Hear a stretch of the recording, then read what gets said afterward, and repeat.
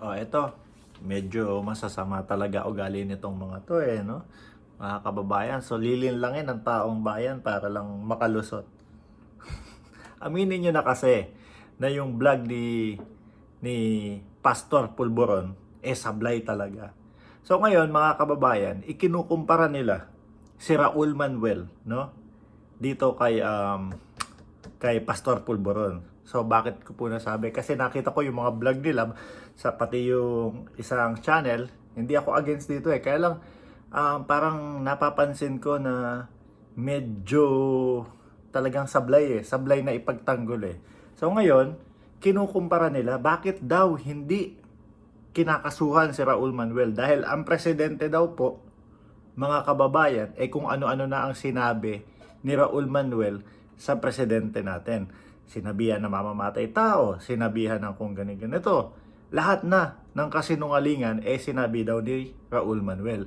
Pero bakit hindi kinakasuhan? Pero bakit daw po, no? Si Pastor Pulboron dahil lang sa vlog, kinasuhan na. Saglit lang po, mga kababayan. Huwag niyo pong hayaan na kayo ay linlangin nitong mga to. Unang-una po, hindi po presidente ng Pilipinas ang nagkaso kay Pastor Pulboron, mga kababayan. Nakita nyo, si Raul Manuel kung ano-ano na yung mga kalokohan na pinagsasasabi sa ating presidente.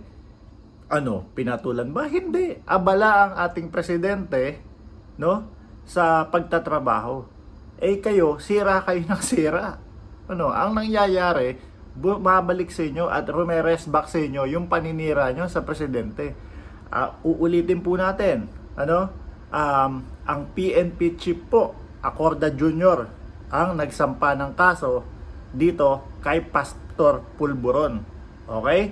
Malinaw po yon. So, hindi po ang presidente ng Pilipinas. Huwag niyong pagmukain na ang presidente ng Pilipinas ang nagtutulak at nagsusulong para kasuhan itong si Pastor Pulboron. Diyos ko, malapit-lapit na kayong mag-Gcash. Uulitin ko mga bossing chief sir, kung sakali, no, na magpa-Gcash itong mga to, naku, huwag kayong maniniwala dyan.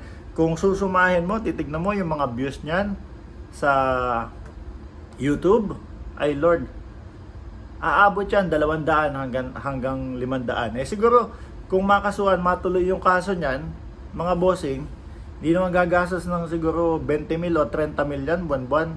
Kayang-kaya yan. Kaya magtaka kayo, bakit magpapa-Gcash pa? Ang laki na ang laki na kinikita sa YouTube.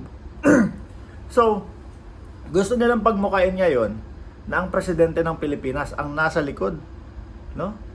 ng pagkakaso kay Pastor Pulboron. Hindi po.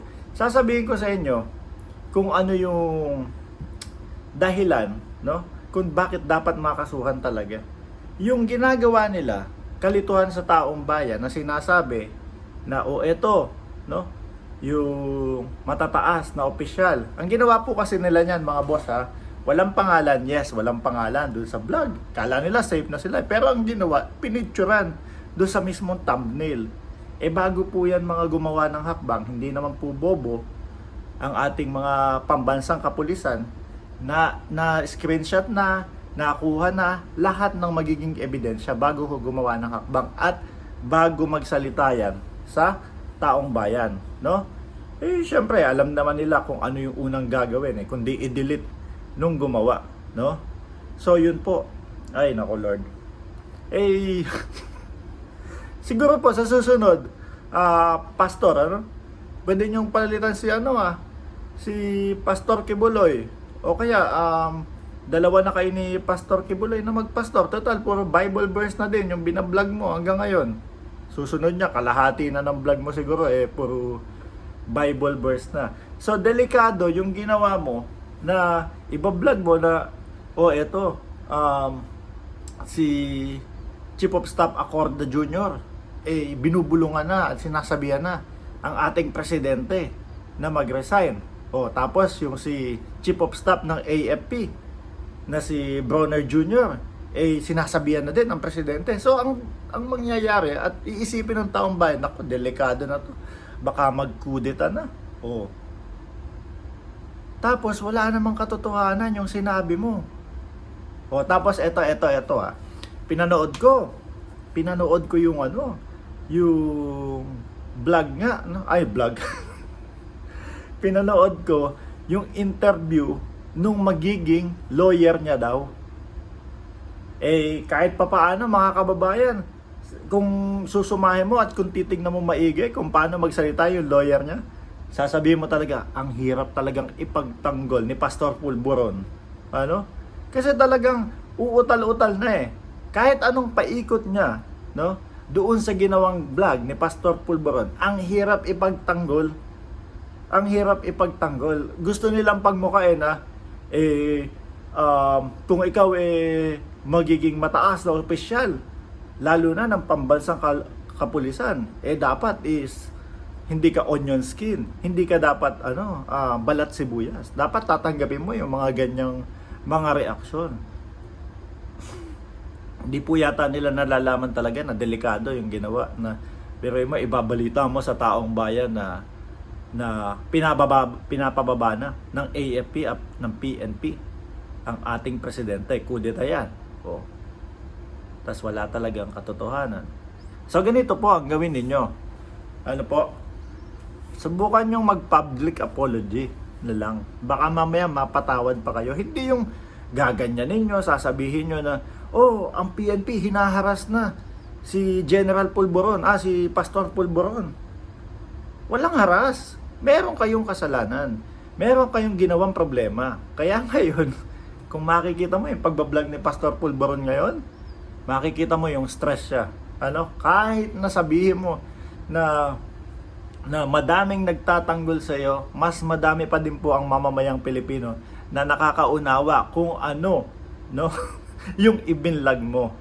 Okay? Siguro kung mag-public apology ka, sabihin mo na mali talaga at walang katotohanan at walang magaganap na kudeta, siguro baka mapatawad ka pa. Hindi kagaya niya, pinipilit nyo pa. Tapos palalabasin nyo, hinaharas kayo ng pambansang kapulisan. Walang ganon.